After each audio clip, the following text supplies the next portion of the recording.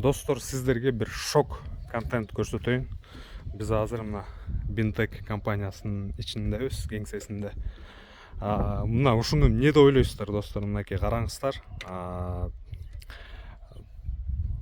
Эмне эле жасалгасынчы сырткы.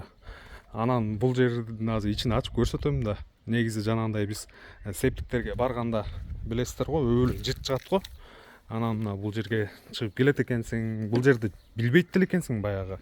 Ошол жер жанагындай саркынды суу тазалоочу жер депчи. Мынакей достор. Орусча айтканда жанагындай очистное сооружение деп коебуз го. Ошондой заманбап жасалган системада ичин ачканда эчтеке жыт чыкпайт экен, достор. Мына таң калыштуу нерсе да. Ушунчалык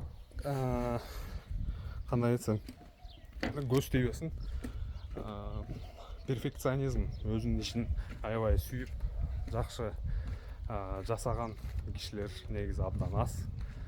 Биз болсо ютубка болгон маегибизди түшүрүп бүттүк, видеого тартып бүттүк. Мына күн электростанциясы 15 киловаттка. Жана мына өзүңүздөр көргөндөй жашыл кеңсе, ошонун баарын тартып көрсөтүп бердик. Эми ютубка монтаж кылып туруп анан чыгарабыз.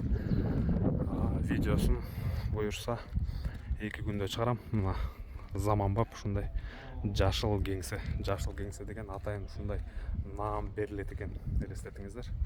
Мына анан короонун ичи ушундай жапжашыл